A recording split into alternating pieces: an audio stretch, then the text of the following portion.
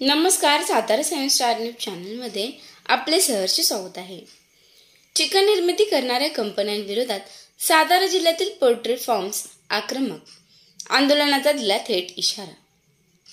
Chicken उत्पादन करणाऱ्या कंपन्यांच्या सातारा जिल्ह्यातील कार्यालयाकडून संपूर्ण जिल्हाभरातील पोल्ट्री फार्म्सवर फार मोठा अन्याय केला जात आहे।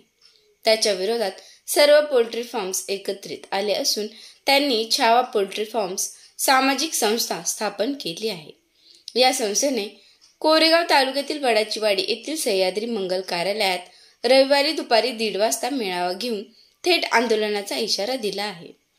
योद्धा पोल्ट्री संघटना महाराष्ट्र राज्य अध्यक्ष अनिल खामकर, कार्याध्यक्ष शरद गोडांबे, सचिव विलास साळवी, उपाध्यक्ष नंदकुमार चौधरी यांच्यासह स्वाभिमानी शेतकरी संघटनेचे राज्य प्रवक्ते अनिल पवार तसेच छावा पोल्ट्री सामाजिक संस्थेचे अध्यक्ष रवी माने, उपाध्यक्ष सचिन पाटील, पराग भुजबळ, कार्याध्यक्ष आप्पासाहेब गायकवाड, सचिव तेजस पारगावकर, खजिनदार अधिकराव कंठे, संचालक संदेश गायकवाड, बापूसाहेब निंबाळकर, गणेश घोलप, जयदीप गायकवाड, केतन निगडे यांच्यासह प्रमुख पदाधिकाऱ्यांनी यावेळी चिकन उत्पादक कंपन्यांकडून कशाप्रकारे अन्याय केला जात आहे याची सविस्तर माहिती जिल्हाभरातील पोल्ट्री फार्म्सला दिली।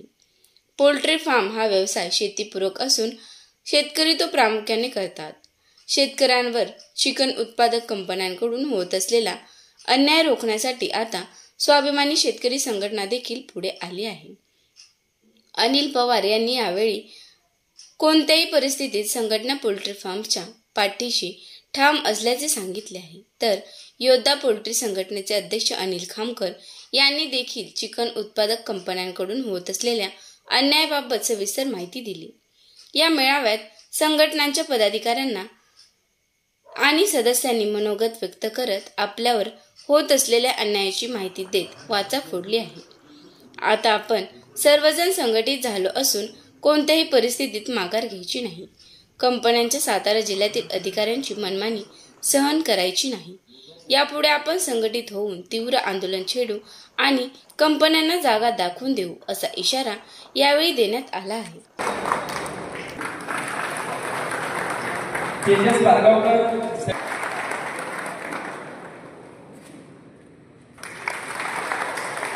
दत्तात्रय चौधरी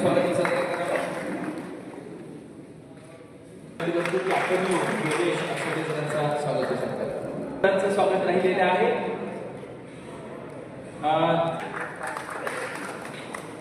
मी विनंती करेन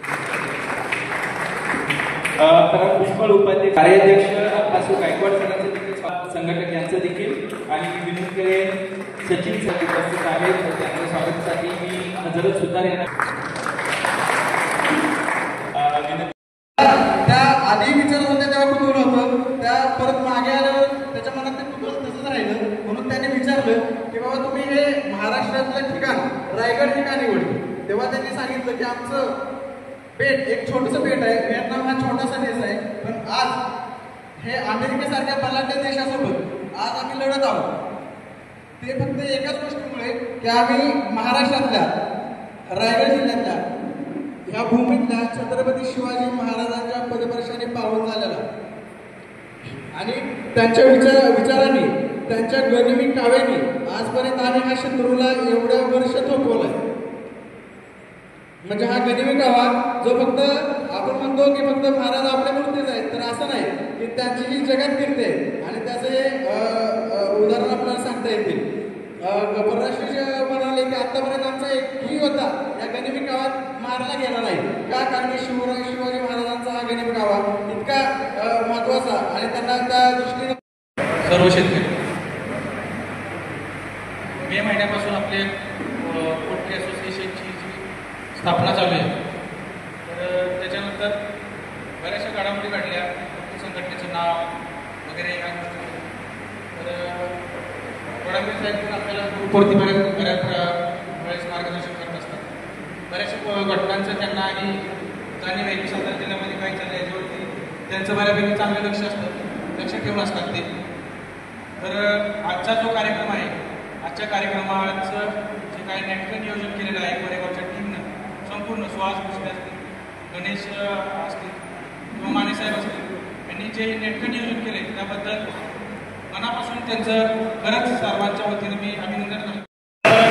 आपले सर्व पोल्ट्री उद्योजक त्यांनी आज या ठिकाणी एकत्रित बोलवले ही मोठी महत्त्वाची गोष्ट त्यांनी केलेली आहे. त्यासाठी मी प्रथम त्यांचे धन्यवाद मानतो व या मेळाव्यासाठी आपले उपस्थित महाराष्ट्र राज्य पोल्ट्री यंत्रणा याचे अध्यक्ष अनिलजी कुलकर साहेब, कार्याध्यक्ष शरदजी गोंडाबे साहेब, अनिलजी पवार साहेब, राज्य प्रवक्ते शेतकरी संघटना, विलासजी साळवी साहेब, सचिव महाराष्ट्र पोल्ट्री यंत्रणा, नंदकुमार चौधरी साहेब, उपाध्यक्ष माननीय डॉक्टर दिग्गज गोराडे साहेब, जिल्हा उपायुक्त पशुसंवर्धन सातारा व आपले सातारा जिल्ह्याचे अध्यक्ष माने साहेब, सचिव साहेब तेजस पारगावकर साहेब, अधिकारी खजिनदार सचिन पाटील उपाध्यक्ष, पराग भुजबळ उपाध्यक्ष, अप्पासो गायकवाड पोलीस पाटील कार्याध्यक्ष व सर्व सल्लागार समिती यांचे मनापासून हार्दिक स्वागत करतो.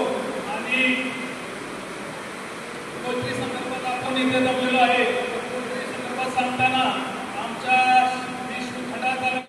छत्रपती शिवराय यांच्या प्रतिमेस अभिवादन करून आज तुम्हाला सर्वांना ज्ञानाची शिकवणी देण्यासाठी उपस्थित असलेले महाराष्ट्र पोल्ट्री योद्धा संघटनेचे सर्व आमचे वरिष्ठ पदाधिकारी, शेतकरी संघटनेचे स्टेजवरील सर्व पदाधिकारी, छावा पोल्ट्री संघटनेचे अध्यक्ष, आमचे मार्गदर्शक मित्र रवीजी मानेसाहेब, सर्व संचालक मंडळ, आपण सर्वजण व्यावसायिक बांधव, पत्रकार बांधव आणि आमचे निवेदक सन्माननीय सुतार साहेब या सर्वांचं याच्या कार्यक्रमामध्ये मनापासून स्वागत करतो.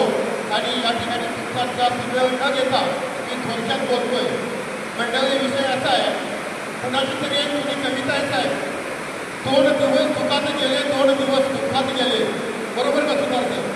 2 दिवस सुखात गेले 2 दिवस दुःखात गेले. आज मोजतो आहे वहीवरती राहिले किती होणारे. शेकडो वेळा सूर्य आला तारे फुलले, शेकडो वेळा सूर्य आला चंद्र आला तारे फुलले, पण भाकरीचा चंद्र, शेकडो वेळा चंद्र आला तारे फुलले, रात्र धुंद झाली, पण भाकरीचा चंद्र शोधण्यात सारी जिंदगी बर्बाद झाली. ही अवस्था आजच्या पोल्ट्रीवालीची आहे. आज ही पाहायला मिळते. त्याचं आज जे समाधान मला मिळतंय ते तुम्हाला सांगणं माझ्याकडे शब्द नाही. आज जे आपण कार्यक्रम एवढा मोठा सर्वांच्या इच्छेनं घेतला आणि त्या कार्यक्रमासाठी आवर्जून रायगडवरनं जे पोल्ट्री युद्धाचे सर्व पदाधिकारी उपस्थित राहिले आणि त्या पदाधिकाऱ्यांचे अध्यक्ष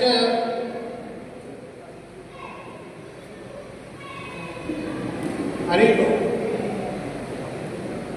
युद्धाचे अध्यक्ष आणि त्यांची सर्व टीम बरं का. आता आम्ही नवीनच आहे त्यामुळे त्यांची नावं आम्हाला म्हणजे तशी माहीत नाही आहेत, म्हणजे त्याचं नाही, पण म्हणून सर्वांचं तुमचं मी अभिनंदन करतो. आणि खास आपल्याला आमंत्रित आणि आपल्याला प्रोत्साहनपर आपल्याला भाषण करण्यासाठी आणि सल्ले देण्यासाठी शेतकरी संघटनेचे अनिलजी पवार साहेब, राज्य प्रवक्ते यांचे इथं स्वागत आहे. आपल्या सांगली जिल्ह्याचे अध्यक्ष त्यांचे इथं स्वागत आहे. पक्षी मला टाकले, माझं लिफ्टिंग चालू झालं. लिफ्टिंग चालू झालं की लिफ्टिंगला आम्हाला 60च पैसे कंपनी देतात, 60च पैसे देतात. आजपासून बरं का आमच्या छावा पोल्ट्री असोसिएशन संस्थेतर्फे आज सगळ्याला आणि आमच्या संचालकांच्या वतीने मी सर्वांचे सांगू इच्छितो, आजपासून आम्ही सर्व आपल्या जिल्ह्याच्या कंपन्या आहेत त्या कंपनीसनी निवेदन देऊन सांगणार आहे की कुठल्याही फार्मरला तुम्ही आम्हाला 60 पैसे 80 पैसे असा कुणालाही न देता प्रत्येकाला 1 रुपया पर पक्ष लिफ्टिंग रेट दिलाच पाहिजे. आणि कुठल्याही फार्मरनं त्याच्या आत त्यांचं लिफ्टिंग चार्ज घ्यायचा नाही. त्याचा आमच्या सगळ्या संचालकाला आम्हाला सर्वांना फोन करा, तुम्हाला प्रत्येकाला 1 रुपया परपक्षी लिफ्टिंगचं आपल्याला त्यांच्याकडून त्याची त्यांना आम्ही त्यांच्याकडून ते तसं वचवून घेतो आणि त्यांना ती देण्यास भाग पडतो. आता बरेच वेळा मी बरं का संघटना स्थापन करण्याचा नितीन घाटाळ यांनी आम्ही 4 वेळा असा प्रयत्न केला होता बरं का की आमची संघटना व्हावी अशी गेली 7 वर्ष आम्ही प्रयत्न करतोय. पण आम्हाला तसं म्हणावं असं यश येत नव्हतं. याचं पण आम्ही फारवर आम्हाला अजून जुळले जातील आणि आमची संघटना स्थापन होत जाईल. पण या संघटनेसाठी 3 युवक पुढे आले. एक आमचे तेजस पारगावकर, अभिजित शिंदे आणि अक्षय साळुंखे या तिघांनी एक ग्रुप तयार केला आणि त्या ग्रुपच्या माध्यमातून जिल्हाभर आपली संघटना असावी त्याचं त्यांनी सगळ्यांना आवाहन केलं. 2 मिटिंगा घेतल्या आणि मिटिंगेतून आमची ही संघटना उदयाला आली. आणि मी बरेच वेळा कंपनींना एकटाच लढायचो.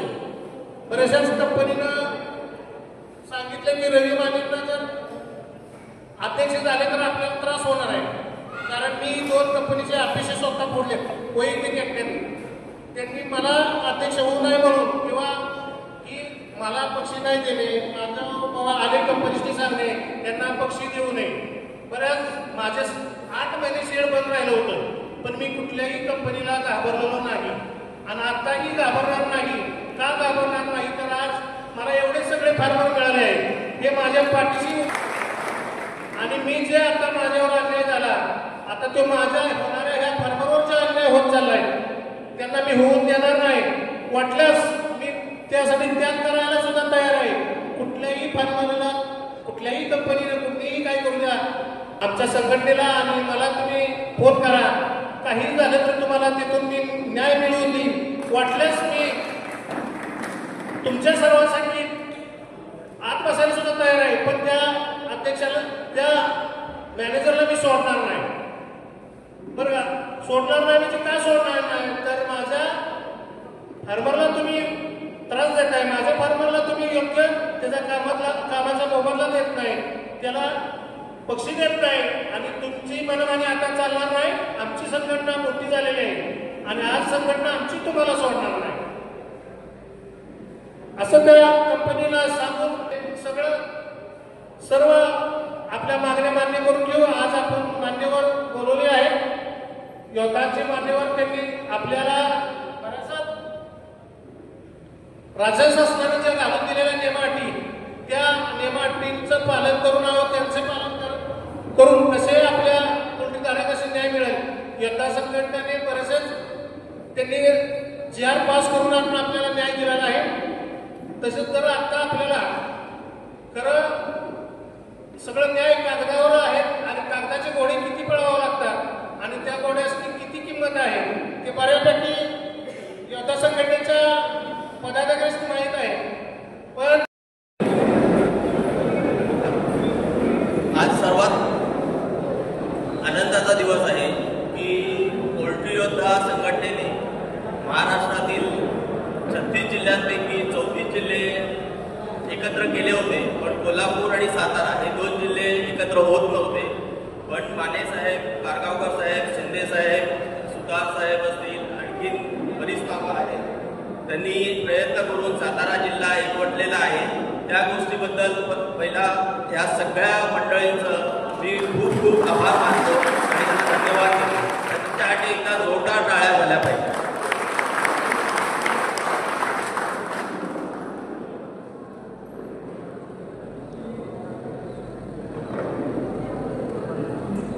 महाराष्ट्र पोल्ट्री योद्धाचे आधारस्तंभ माननीय श्री अनिलजी खामकर साहेब, तसेच रायगड क्षेत्रीय शेतकरी योद्धाचे अध्यक्ष, तसेच राज्यस्तरीय समन्वय समितीचे सदस्य आणि आमचे सगळ्यांचे प्रेरणास्थान खामकर साहेब.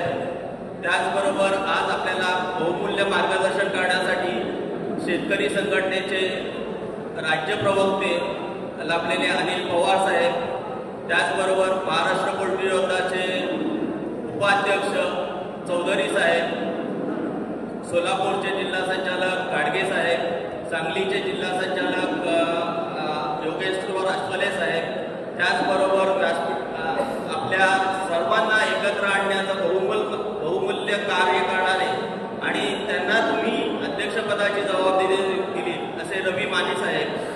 शिवाजी महाराज यांच्या पदस्पर्शाने पावन झालेल्या भूमीतून आम्ही या संघटनेची सुरुवात केली.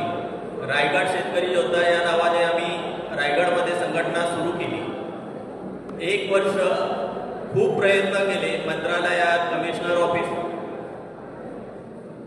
खूप सोपं केलेलं आहे की 700 लोक तरी कमीत कमी आज एकत्र केलेली आहेत आणि त्यांना मार्गदर्शन करण्याचा बहुमूल्य वेळ आम्हाला दिलेला आहे. त्याबद्दल संयोजकांचा आम्ही आभार मानतो.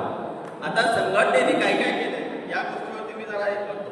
संघटनेचं स्ट्रक्चर असं आहे, महाराष्ट्र पोल्ट्री योद्धाचं अध्यक्ष, खजिनदार आणि सेक्रेटरी अशी 3 पदं वरती आहेत. नंतर संघटक, सहसंघटक, प्रवक्ते आणि जनसंपर्क अधिकारी असे 4 पद आहेत. त्यानंतर आपले महाराष्ट्रातील 6 रिजन आहेत. विदर्भ, मराठवाडा, पश्चिम महाराष्ट्र, उत्तर महाराष्ट्र, कोकण आणि मुंबई असे 6 रिजनला 6 आपण उपाध्यक्ष दिलेले आहेत आणि प्रत्येक 3 जिल्हे मिळून कार्याध्यक्ष आहेत. तुमचे कोल्हापूर, सातारा आणि पुण्याचे कार्याध्यक्ष शरद गोडांबे साहेब आहेत आणि इकडचे तुमच्या रिजनचे उपाध्यक्ष नंदकुमार चौधरी साहेब आहेत. थोड्याच वेळात तुम्हाला टीव्हीचा पत्रकार होतो, 5 वर्ष मंत्रालयामध्ये एका मंत्र्याचा पीए होतो. आज राजू शेट्टींचा सहकारी म्हणून गेले 20 वर्ष काम करतो. केवळ शेतकरी संघटित नाही म्हणून आपल्या वाट्याला हे भोग आले. एका हत्तीनीसाठी बघितलं ना, हत्तीचा विषय, एका माधुरी नावाच्या हत्तीनेसाठी राजू शेट्टी जर 5 लाखाचा 4 लाखाचा मोर्चा काढत असेल तर तुम्ही जिवंत माणसे आहात.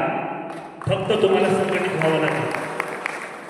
मोर्चा काढायला सुरुवात केली तेव्हा 4 वाजता मोर्चा निघाला तसा. मोर्चा कुणाच्या विरोधात होता? सरकारच्या विरोधामध्ये, अंबानींच्या विरोधात होता. कारण वनतारण तो हत्ती घेऊन गेले होते. मोर्चामध्ये जेवढे पोलीस नव्हते ना तेवढे जिओच्या पंपावर पोलीस होते. कारण ही संघटना पंप पेटवून देईल, पंप फोडेल ही भीती होती. म्हणून मोर्चाला पोलीस कमी आणि संरक्षणाला पोलीस जास्त होते. ही भीती सरकारला होती, ही भीती प्रशासनाला होती. भावानो, संघटना तर पाहिजे. संघटना चालवण्यासाठी तुमच्याबरोबर कायदेशीर सल्लागार पाहिजे. तुमच्याबरोबर संघटनेनं यापूर्वी केलेले अनेक उपक्रम पाहिजे. आज पोल्ट्री योद्धा तुमच्याबरोबर आहे.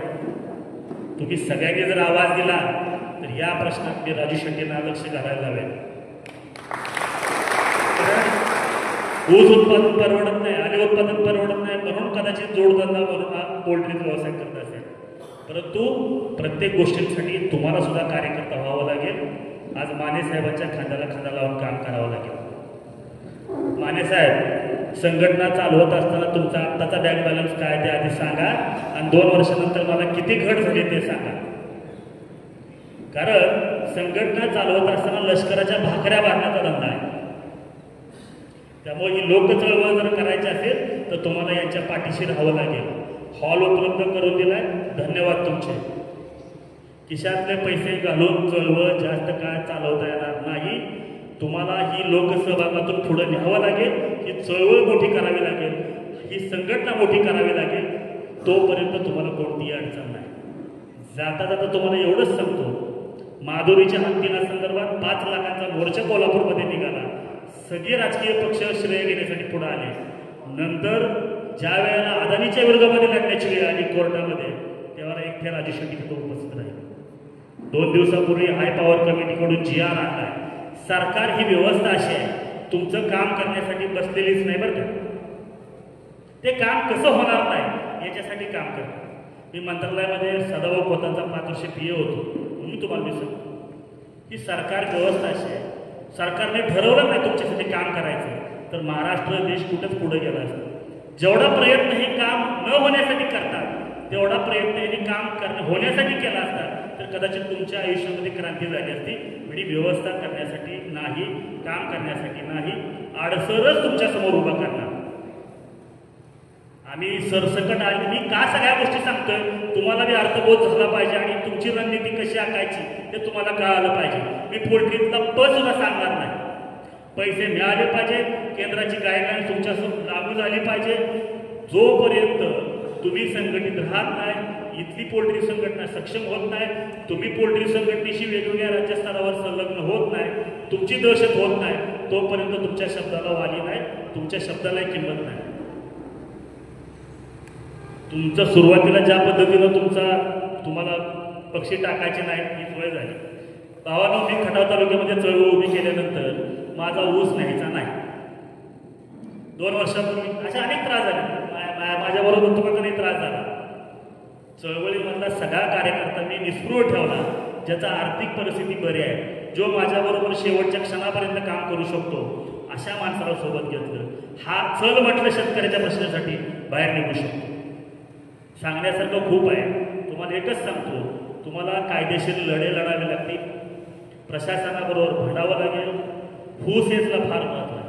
तुम्ही आम्ही पाकिस्तानवर हल्ला करा म्हणणं आणि नरेंद्र मोदी साहेबांनी म्हणणं फरक आहे.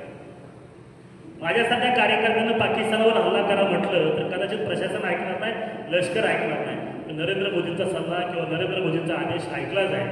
त्यामुळे भावानो, मी तुम्हालाही सांगतो, कदाचित यापूर्वी तुम्ही राजू शेट्टीला भेटला असाल नसाल मला माहीत नाही. राजू शेट्टीचा राजू नावाचा कार्यकर्ता असताना मी कोल्हापूरमध्ये पत्रकार होतो. राजू शेट्टी माझ्या ऑफिसला 25 वर्षापूर्वी एक कार्यकर्ता म्हणून यायचे. आज मी त्यांचा कार्यकर्ता म्हणून काम करतोय. त्या माणसामध्ये शेतकऱ्यांच्या सामान्य प्रश्नांसाठी लढण्याची दमक मी बघितली, म्हणून मी आज पूर्ण वेळ चळवळीला देतोय. माझी स्वतःची शेती करतो. वॉटर स्टेशनमध्ये एका सामान्य शेतकऱ्याला, सामान्य माणसाला त्रास होतोय म्हटल्यानंतर सहकार आयुक्ताच्या दारात बसून त्या माणसानं ती चौकशी लावली आणि थोडा का होईना पण रिलीफ मिळाला. आता कायदेशीर सल्ला घेऊन प्रश्न सोडवायची तयारी केली आहे. अदानी अंबानीच्या विरोधामध्ये वनताराचा विषय एक लक्षात घ्या. वनतारानं हा हत्ती नेला होता म्हटल्यानंतर हत्ती मागितलाच नाही. आम्ही वनतारामध्ये असलेले सगळे फ्रॉड बाहेर काढले आणि सरकारनं मग भूमिका घेतली की आपलं फ्रॉड निघण्यापेक्षा यांचा हत्ती माघारी देऊन टाका, डोक्याला ताप नको. मध्ये 40-42 हजार कोटीचा व्यवसाय असणारा पोल्ट्री व्यवसाय, ह्या प्रत्येक कंपनीच्या मालकाच्या खाली काय दडलंय हे बघावं लागेल. कदाचित यापूर्वी पशुसंवर्धन मंत्री दुर्लक्षित राहिला होता, पण मी मंत्रालयात असताना महादेव जानकर साहेब त्या मंत्रालयाचे मंत्री होते, पशुसंवर्धन मंत्री. काय काय त्या खात्यात आहे ते मला माहीत आहे. त्यामुळे भावानो, तुम्ही जोपर्यंत ठीक आहे, तुम्ही सरकारच्या तिजोरीतले पैसे जोपर्यंत काढताय, टॅक्सच्या रूपाने असाल, वीज माफी असाल, ग्रामपंचायत कर असेल किंवा छोट्या मोठ्या मागण्या जोपर्यंत तुम्ही करताय, तोपर्यंत सरकार तुमच्याकडं किंवा तुम्हाला त्रास द्यायचा प्रयत्न करणार नाही. पण या सरकारमधल्या मंत्र्यांना, या सरकारमधल्या मंत्र्यातल्या काही हितसंबंधांना किंवा मालकाच्या खिशातले पैसे तुम्ही GSTच्या रूपाने काढायला सुरुवात कराल ना, त्यावेळेला सगळ्यात जास्त त्रास तुम्हाला होणार आहे भावानो. म्हणून संघटित राहण्याची गरज आहे. जोपर्यंत तुम्ही उद्योगपतीच्या, जोपर्यंत तुम्ही पोल्ट्री मालकाच्या खिशातले पैसे काढायला सुरुवात करत नाही, तोपर्यंत ते तुमच्याकडे डोंकूनही बघणार नाही. म्हणजे GSTच्या रुपयानं तुम्ही जेव्हा तुम्ही आता जे केंद्राच्या गाईडलाईन सांगताय, तो त्या मुद्द्याला तुम्ही हात घातला, तो यशस्वी करायचा प्रयत्न केला की कदाचित पोल्ट्री योद्ध्यांच्या मध्ये सुद्धा फाटाफूट करायचा प्रयत्न करतील, तुमच्यामध्ये फाटाफूट करायचा प्रयत्न करतील. हे माजलेली व्यवस्था आहे ना, तुम्हाला मोडीत काढावी लागेल आणि त्याच्यासाठी हे सगळे योद्धे सोबत घ्यावे लागतील. तुम्ही जर हाक दिली तर ही सगळी मंडळं घेऊन राजू शेट्टींच्या कानावर हा विषय घालू, आपण त्या विषयाला पाठपुरावा करायची हमी देऊ. मी तुम्हाला एवढंच सांगतो, आम्ही सुद्धा म्हणायचो साहेब ते एका हात देण्यासाठी कशाला त्रास करून घेताय, महाराष्ट्रातले प्रश्न खूप आहेत. ते म्हणाले प्रश्न हत्तीनेचा नाही, या व्यवस्थेला मोडीत काढणारी उद्योगपतींची व्यवस्था आहे. शक्तीपीठ महामार्ग अदानी अंबानीसाठी होतोय. मला सांगा, ऑलरेडी काय सांगतोय तुम्हाला लक्षात घ्या, तुमचे बी उद्योगपती कुठेतरी सरकारमध्ये असतील, म्हणजे तुमचे जे पोल्ट्रीचे मालक आहेत ते उद्योगपती सरकारमध्ये असतील, कुठल्या तरी मंत्रालयाला पैसे देत असतील त्यांना जिंकण्यासाठी, किंवा सरकारमधली व्यवस्था चालवत असतील. प्रोटोकॉल नावाचा प्रकार असतो. त्यामुळं मला असं वाटतं की तुम्हाला संघटितपणे लढावं लागेल. भविष्य काळामध्ये हे वज्रमूठ तुम्हाला आखावी लागेल. आज जो योद्धाच्या कार्यकर्त्याला सन्मान मिळतोय तो रविमान्यानं मिळाला पाहिजे. तुमच्या प्रत्येक कार्यकर्त्याच्या शब्दामध्ये, ताकदीमध्ये धमक आली पाहिजे की मी आज संघटनेचा आहे, मी पोल्ट्री संघटनेचा आहे, माझ्या पिल्लाचा रेट हा असला पाहिजे किंवा मला लिफ्टिंग चार्जेस हा मिळाला पाहिजे. ठीक आहे ना, तुम्ही मगाशी म्हणाला की आकडे काय महाराष्ट्रातला कृषी वाहिनीचा पहिला DP 200चा खटाव तालुक्यामध्ये बसवून घेतला, मान तालुक्यामध्ये बसवून घेतला. कुठं कागदावर सुद्धा येऊ दिलेलं नाही. एवढी दहशत या व्यवस्थेवर पाहिजे आणि त्याच्यासाठी तुम्ही संघटित असलं पाहिजे. सरसकट आले खरेदीचा GR काढताना मुख्यमंत्र्यांच्या जिल्ह्यामध्ये गाड्या फोडल्या आणि सकाळी आम्ही तिथे गेलो. मुख्यमंत्री एकनाथ शिंदे होते. पोलीस प्रमुखांचा फोन आला की तुम्ही गाड्या काय फोड नका, मुख्यमंत्र्यांच्या जिल्ह्यात हा हायदोस बरा नव्हे. मी आजच्याच बैठकला होतो. रात्री गाड्या फोडल्या, दुसऱ्या दिवशी बैठक लागली, तिसऱ्या दिवशी GR निघाला. GR निघाल्यानंतर शेतकऱ्यांच्या मध्ये इथं फाटाफूट केली. अर्ध्या अधिक व्यापाऱ्यांनी शेतकऱ्यांना घेतलं. त्या अनिल पवारला आमच्या आल्याचं काय पडलं, आम्ही आलं फुकाट देऊ नाहीतर एकत्र देऊ. अनिल पवारने यात लक्ष घालायची गरज नाही. हे आपलं आंदोलन त्यावेळेला फोडायचा प्रयत्न केला, त्यामुळे आज शेतकऱ्यांना नुकसान होतं. सरसकट आले खरेदी व्हावी यासाठी सरकारचा GR आहे, तर त्याची अंमलबजावणी पणन खात्याने केली पाहिजे. 2-3 दिवसामध्ये आम्ही सरकारला सांगितलं. म्हणजे थोडक्यात तुम्हाला जागं राहावं लागेल, तुम्हाला एकत्र व्हावं लागेल, संघटित व्हावं लागेल. तुम्ही तुमच्या प्रश्नांसाठी लढताना सांगण्यासारखं खूप आहे. अशा भविष्यकाळामध्ये अशा गाठीबिटी घेत होती. इथं आल्यानंतर अर्ध लक्ष पोल्ट्री शेड करायला मला कल्पना आहे. पाऊस येतोय, जेवायची वेळ आहे. इथं येताना बैठकीला येताना तात्पुरती का होईना पण मागं सोय करून बाहेर पडा. तुम्हाला लढावं लागेल. लढल्याशिवाय प्रश्न सुटणार नाहीत. संघटित व्हावं लागेल आणि कायदेशीर विधी माणसं घ्यावी लागतील. जाता तुम्हाला एकच सांगतो, राजू शेट्टी संसदेमध्ये खासदार असताना SMPवरनं FRP गेला. पूर्वी SRP होती उसाला, नंतर FRP झाली. FRPच्या राज्य सरकारनं 3 तुकडे पाडले. राजू शेट्टींनी कोर्टामध्ये तो विषय घेऊन पुन्हा एक रकमी FRP आणली. पुन्हा काल गेल्या आठवड्यामध्ये अजित पवारांनी त्याचे 2 तुकडे करा, 3 तुकडे करा. मला सांगा, जो मंत्री, जो आमदार, जो आपला नेता तुमच्या पोटाला चिमटा लावत असेल त्याचा जयजयकार करायची गरज आहे का? एक रकमी FRP 3200, 3500, 3600 जी काय मिळेल ती एकत्र मिळण्याची व्यवस्था असताना त्या कारखानदारांनी बैठक घेतली आणि परत सुप्रीम कोर्टामध्ये गेली. सुप्रीम कोर्टामध्ये कोणाच्या पैशाने गेले तर तुम्ही आम्ही 10 रुपये टनाला जो साखर संघाला देतोय त्या साखर संघाचे वकील तिथं लावले. इकडे राजू शेट्टी लढताय. म्हणजे तुम्हाला सगळ्या बाजूची लढाई लढावी लागेल, एकत्र व्हावं लागेल, काय चाललंय याचं अपडेट व्हावं लागेल आणि प्रत्येक गोष्टींसाठी काम करावं लागेल.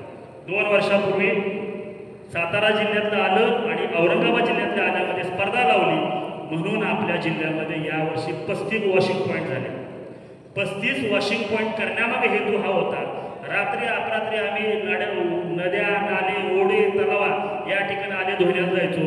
काही वेळेला मारहाण व्हायची, कार्यकर्त्यांच्या गाड्या फोडल्या जायच्या.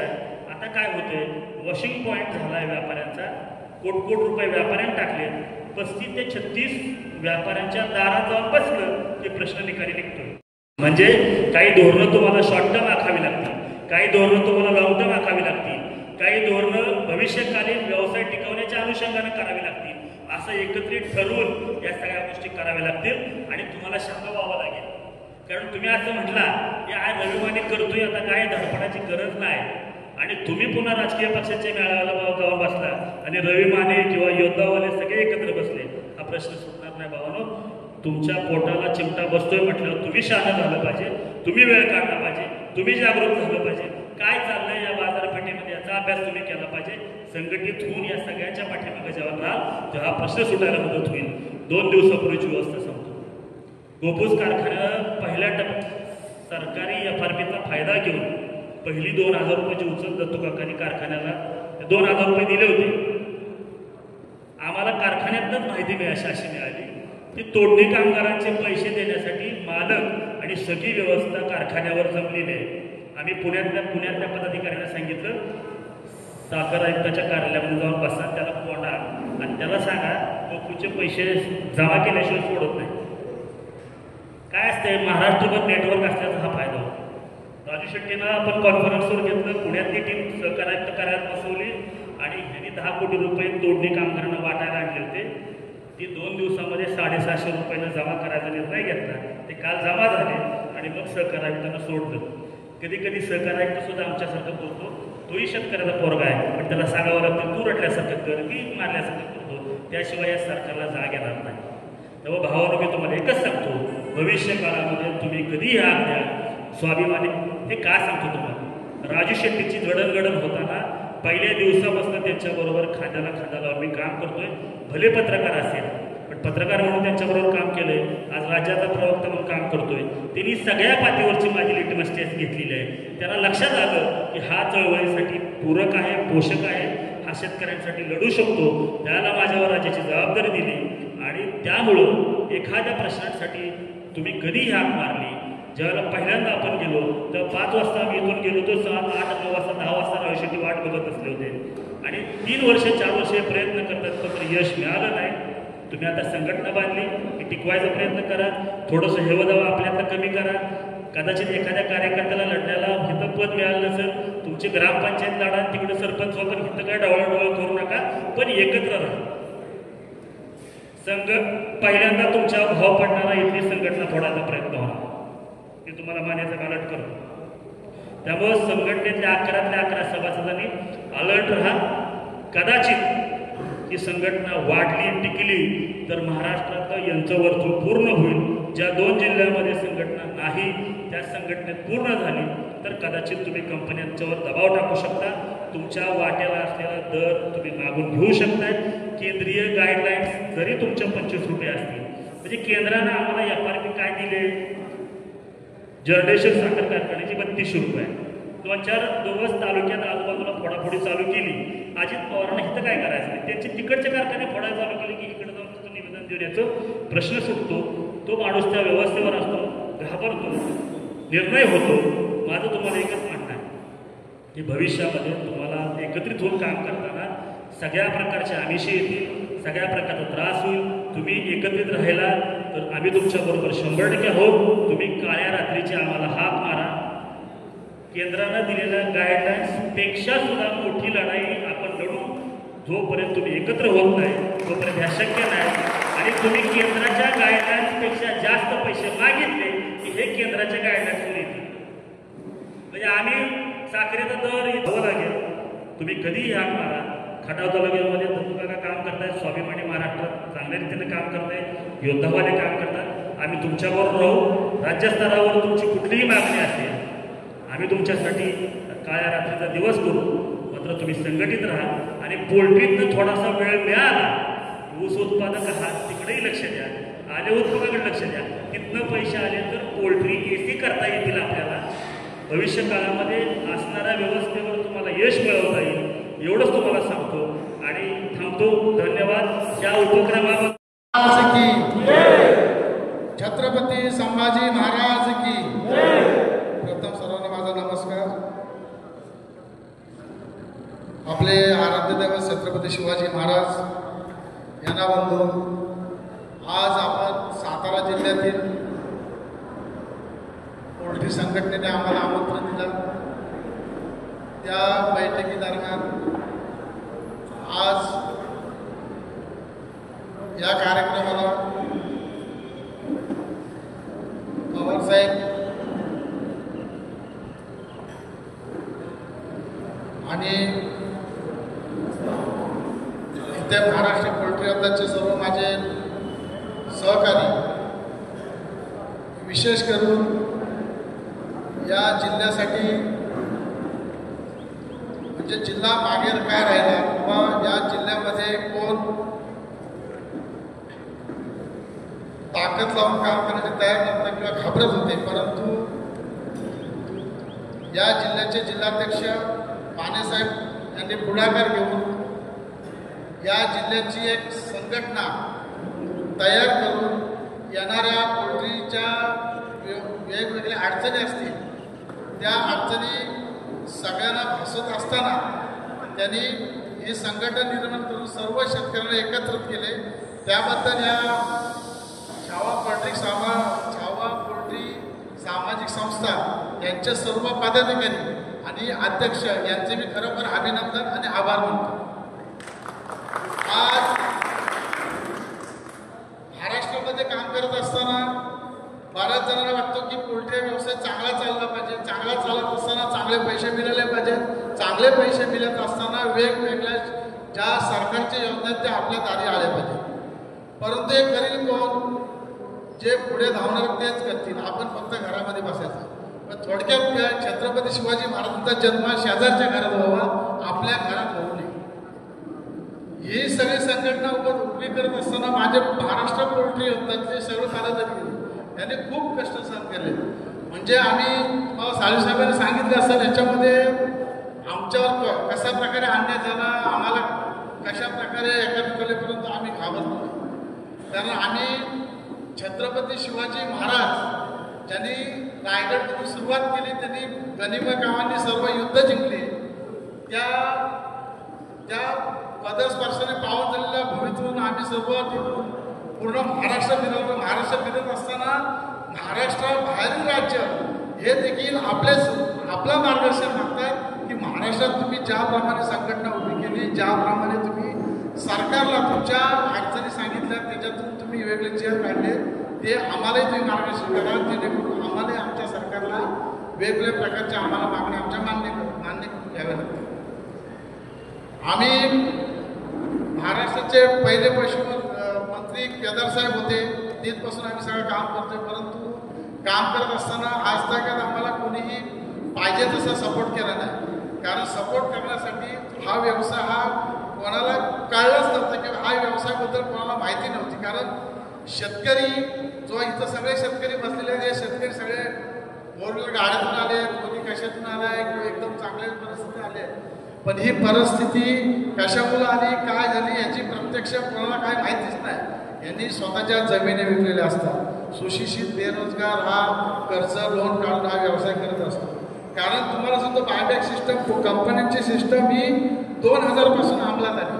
2000च्या नंतर पवारसाहेब तुम्ही थोडासा 2000च्या नंतर ज्या बायबॅक सिस्टममध्ये ज्या कंपन्या आल्या, त्या कंपनीने आपल्या इथल्या सुशिक्षित बेरोजगाराला एक चांगला पैसा कमवण्याचं साधन म्हणून त्यांनी आम्ही दाखवला. वेगवेगळ्या प्रकारच्या कर्ज काढून शेड बांधण्यासाठी त्यांनी प्रोत्साहित केला. आणि त्यावेळेला 2005 सालात चांगले पैसे मिळायचे गृहचर्चेस. हा सगळा बघून सर्व शेतकरी जे आपली मुलं आहेत ते सुशिक्षित व्यवसायाकडे वळले. परंतु तुम्ही जर हा व्यवसाय पुढे करत असताना 13-14 साली या व्यवसायामध्ये इतकी त्यांनी परिस्थिती बिकट केली की शेतकऱ्याचा जो होणारा खर्च तोही निघत नव्हता. न निघाल्यामुळं त्याला त्याचे हप्ते थकले, त्याच्या मुलाबाळाचं व्यवस्थित शिक्षण होत नव्हता, त्याच्या लाईटचा विषय असेल, ग्रामपंचायत टॅक्सचा विषय असेल, वेगवेगळ्या प्रकारचे कर लादून शेतकऱ्यांना कंबरवडी काढली. आणि विशेष म्हणजे तुम्हाला अजून एक सांगतो, जे आपले बांधव ओपन फार्मिंग करत होते, जे जुने व्यवसाय असतील, 15 वर्षापूर्वीचे जे व्यवसाय करत असतील, जे ओपन फार्मिंग करत होते त्यांना चिक्सचा रेट माहिती होता, त्यांना खाद्याचा रेट माहिती होता. तो खाद्य तयार त्याची किंमत काय आहे, ही जर सगळी किंमत तुम्ही पकडली त्याची प्रोसेस कॉस्ट ओपन फार्मिंगला करण्यासाठी कमीत कमी 95 ते 100 रुपये राहणार आहे. तुम्ही 95 ते 100 रुपये कॉस्ट जेव्हा तुम्ही पक्षी बनवताय तेव्हा मार्केटमध्ये जाता. मार्केटमध्ये गेल्यानंतर तुम्हाला तिथला रेट मिळणार आहे का? मिळणार नाही. कारण ह्या सगळ्या कंपन्यांनी किंवा बाकीच्या सगळ्या व्यवस्थेने तुम्हाला मार्केटमध्ये भावून द्यायचं नाही असा ठरवलेला. आणि ह्यामुळं महाराष्ट्रामधून जे एकेकाली 90-95% ओपन फार्मिंग करत होता, तो आता फक्त 5% राहिला. ही सगळ्यात एक चुकीची गोष्ट झालेली आहे. आणि ही गोष्ट आपल्याला पूर्ण बदलायची आहे. कारण तुम्ही जर मार्केटला दररोज SK पाटील बोलतो, SK पाटील कोण होता? तिसरी पिढी त्याची, म्हणजे आजपासून पहिली तिसरी पिढी त्याची पोल्ट्री व्यवसाय, तो पोल्ट्री व्यवसाय नाही केला त्याने. बॉयलर आणलेला बॉयलरचा दर तो ठरवतो, त्यांनी बॉयलरचा व्यवसाय नाही केला. त्याची आता ही तिसरी पिढी काम करते. परंतु दर का ठरवतो त्याला कारणीभूत आपण आहोत. कारण तुम्ही NSCC अंड्याचा जो दर ठरवला जातो तो हैदराबाद आणि इतर जे महाराष्ट्रातले सगळे राज्य आहेत तिथं जे जिल्ह्यात तिथे जो दर ठरवला जातो, तो दर ठरवत असताना हैदराबादचा जो जर त्यांनी सकाळी 10 वाजता रेट काढला, तो मुंबईला संध्याकाळी 4 वाजता रेट निघतो. तिथल्या इथल्या रेटमध्ये वेगवेगळ्या प्रकारची तफावत असते. पण तेव्हा NSCC पुढे तिने रेट केला. पण आपण पोल्ट्री योद्धा संघटनेमध्ये सगळे शेतकरी एकत्र आले, पण काही शेतकरीचे 5% ते आले नाही, ते फक्त कंपन्यांचे उजर राहिले. कारण मी तुम्हाला माझा एक किस्सा सांगतो. जेव्हा रायगडमध्ये आम्ही सुरुवात केली, रायगड जिल्ह्यामध्ये पूर्ण जिल्ह्याचा दौरा करत असताना आम्ही एक श्रीवर्धन तालुका आमच्या त्या तालुक्यामध्ये मिटिंगला बसलेलो. त्या मिटिंगमध्ये म्हणजे कंपन्या कशा तुम्हाला फितूर करतात, त्या मिटिंगमध्ये एका फार्मरनी मी जे बोलत होतो म्हणजे व्हॉट्सअप कॉल करून समोरच्या कंपनीच्या प्रतिनिधीला ऐकून दाखवला की तुमच्याविषयी हा माणूस काय बोलतो. इथपर्यंत आपली मजा ही सगळी गेलेली असते. कारण 5% आपल्यामध्ये फिजर पवार साहेब तुम्हाला सांगतो, 5% जे फिजूर झाले ते एखाद्या सुपरवाईज संगणमत करतात. तिथं काहीतरी चोऱ्यामाऱ्या करणार, त्यामध्ये एकमेकांना सामील असतात आणि ही संघटना काय करते ते सगळ्या बातम्या पुरवतात. बातम्या पुरवल्यानंतर जो कार्यकर्ता जो शेतकरी आपल्या बाजूने काम करत असेल, संघटना करत असेल, त्याला बक्षीस देणं, त्याला त्रास देण्या सगळ्या गोष्टी करत असतात. परंतु ह्या सगळ्या गोष्टी आमच्याकडे झाल्या, आता करायची कोणाची हिंमत नाही. कारण ज्या वेळेला रायगडमध्ये एक कंपनी अशीच एक माजूर झालेली आहे, जशी तुम्ही इथं बोलताय, त्या कंपनीच्या विरोधात आम्ही एल्गार केलेला आणि संध्याकाळी 4 वाजता मी वोट काढलेला. आजपासून आतापासून ह्या पक्षीचे कोणी पक्षी घ्यायचे नाही किंवा कंपनीला आपण वारीट टाकायची. तुम्हाला सर सांगतो, ज्या दिवशी खाद्य त्या कंपनीचा पडलेला रात्री त्यांच्या किल्ला यायची होती, प्रत्येक शेतकरी इतके पाठिंबा दिला, आलेले पक्षी आलेल्या खाद्य त्यांनी रात्रात ब्लॉक करून शेअर त्यांना घेतला ना पक्षी, त्या कंपनीला पक्षी अक्षरशः वाटावे लागले, मारून टाकायला लागले.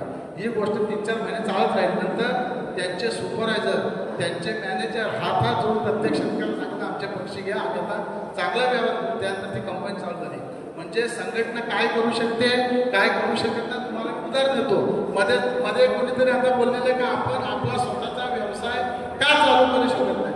आपण स्वतःचा व्यवसाय चालू करू शकतो. त्यासाठी आम्ही प्रयत्न देखील केले. आम्ही आमचं रायगड शेतकरी पालन सहकारी संस्थेमार्फत एक अर्ज भरलेला आणि बाळासाहेब PPTची योजना आलेली, त्याच्यामध्ये आम्ही अर्ज भरल्यानंतर जवळजवळ आम्हाला चांगली रक्कम हे झाली, परंतु आम्हाला वरून ती शांक्शन न करता आम्हाला डिस्पॉज दिली नाही. त्याच्यामुळे आम्हाला पूर्ण त्याचा प्रॉब्लेम झाला आणि हा प्रॉब्लेम प्रत्येक ठिकाणी होऊ शकतो. कारण कंपन्या आता पुढे गेलेल्या आहेत, त्यांचा स्वतःचा पक्षी आहे, स्वतःचा खाद्य आहे. कारण पिल्लाची किंमत काय आपल्या ॲक्च्युली ते आपल्याला जुन्या माणसांना माहिती आहे, परंतु तो पिल्ला जसा रेट असा 36 रुपये, 40 रुपये, 52 रुपयापर्यंत चिक्सचा रेट घेतात. खाद्य कोरोना कालामध्ये तो खाद्य, कोरोनाच्या अगोदर खाद्य 15-16 रुपये होता.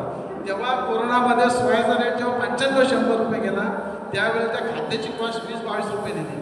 परंतु सोयाचा रेट आता 40-45-50 रुपयाला आहे, परंतु खाद्याची कॉस्ट कधी आज तक उतरवलेली नाही. त्यांचं कारण काय, आता जो स्टाफ आहे त्याचा पेमेंट वाढल्या, सगळ्या गोष्टी वाढल्या, त्यामुळे त्याची कॉस्ट बसत नाही. परंतु 15-20 वर्षापूर्वी आपण प्रोव्हिंस चार्जेस 3 रुपये 80 पैसे होता.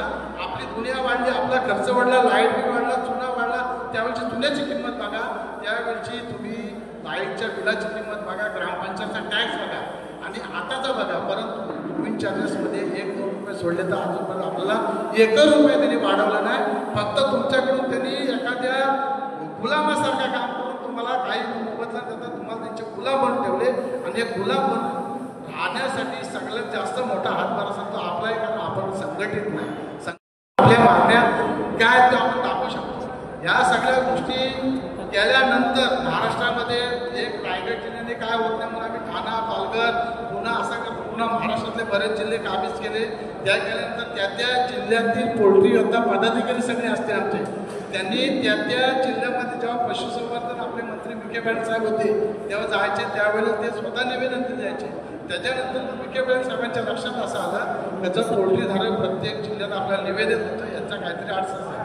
तेव्हा त्यांनी पहिली मीटिंग आमची पुण्यामध्ये लावली आणि त्यावेळेला कमिशनर होते सचिंद्र प्रताप सिंग, ते कमिशनर होते. त्या कमिशनरांना पोल्ट्री व्यवसायातला म्हणजे काही माहीत नव्हता. त्याच्यामध्ये किती फार्मर आहेत, त्याच्यामध्ये काय होतो, त्याच्यामध्ये लिफ्टिंग चार्जेस काय राहणार आहेत, त्याच्यात FCR काय, या गोष्टी काही माहीत नव्हत्या. त्यासाठी कमीत कमी पाऊण तास सगळ्या गोष्टी मला तिथं समजावून सांगायला. आम्ही सगळे समजावून सांगितल्यानंतर मंत्री माझ्या मिटिंगला गेल्यानंतर त्यांनी मग सांगितलं ह्या गोष्टी जर इतक्या तुमच्या अडचणी असतील तर आपण समन्वय समिती स्थापन करू. या समन्वय समिती स्थापन केल्यानंतर आपल्या पोल्ट्रीतल्या येणाऱ्या सगळ्या अडचणी म्हणजे तुम्हाला ज्या लिफ्टिंगपासून प्रोव्हिंगपासून तुम्हाला ग्रामपंचायत कर असेल, तुम्हाला ज्या इलेक्ट्रिकचा बिलचा प्रॉब्लेम असेल किंवा तुम्हाला जो वेगवेगळ्या प्रकारचे तुमचे काका असतील, लिफ्टिंग असतील, या सगळ्या गोष्टी तर मांडल्या गेल्या. नंतर एक एक निर्णय व्हायला लागला. पहिला जर आम्ही निर्णय केला असेल रायगडमध्ये तेव्हा आमच्याकडे 30 ते 40 पैसे लिफ्टिंग चार्ज होता. 4 वर्षापूर्वी आम्ही 1 रुपया लिफ्टिंग चार्ज रायगडमध्ये केला आणि रायगडमध्ये केल्यानंतर तो लिफ्टिंग चार्जेस म्हणजे पुण्यामध्ये झाला, बाकी इतर जिल्ह्यात झाला. जिल्ह्यामध्ये मला सांगायला इतकं चांगलं वाटतं की आमचे जिल्ह्याचे अध्यक्ष पोल्ट्रीचे गाड्या घेऊन सगळे त्यांचे पदाधिकारी रात्रीचे जाऊन ट्रेडरच्या गाड्या अडवायचे आणि त्यांना शेतकऱ्यांचे चार्जेस किती दिले, तो बोलला 60 पैसे, वरचे 40 पैसे, किती पैसे, एवढे 40 पैसे त्या शेतकऱ्याने पाठवून द्यायचे. असा केल्यानंतर तो पूर्ण झाला. परंतु तुमचा सातारा जिल्ह्यामध्ये आजही ट्रेडर जे माझ्याकडे भरायला येतात, माझी स्वतःची खूप मोठी म्हणजे प्लेसमेंट आहे, चांगली आहे, म्हणजे मी कंपनीचंच काम करतो. तर ते बोलत नाही सातारला आम्हाला 60 पैसे आहे, 40 पैसे आजही होतात. त्यांना मी एकच गोष्ट सांगेन, ज्या दिवशी मी साताऱ्यामध्ये जाईल त्या दिवशी लिफ्टिंग चार्जचा 1 रुपया होईल आणि त्या दिवशी तुमची तिथं खेळ नाही एवढा लक्षात ठेवा. मी असं त्यांना सांगितलं. आणि तुम्हाला मी आज सांगतो, लिफ्टिंग चार्जेस हा 1 रुपया आम्ही 4 वर्षापूर्वी केला आहे. आपण मागं आजपासून 1 रुपया लिफ्टिंग चार्ज करा. तुमचे जे ट्रेडर्स आहेत, ज्या कंपन्या आहेत त्या कंपन्यांना सांगा, जर तुम्हाला 1 रुपया लिफ्टिंग चार्ज द्यायचा नसेल तर तुमचे लेबर तुम्ही घेऊन या, तुम्ही भरून तुमचे पक्षी घेऊन जा, आम्ही तिथं काट्यावर बसून तुम्हाला पक्षी भरून देऊ, अन्यथा आम्हाला 1 रुपया द्या. हे सरळ गोष्ट तुम्हाला सांगायला पाहिजे. तुम्ही जोपर्यंत सांगत नाही तोपर्यंत तुम्हाला काही होणार नाही, एवढं लक्षात ठेवा.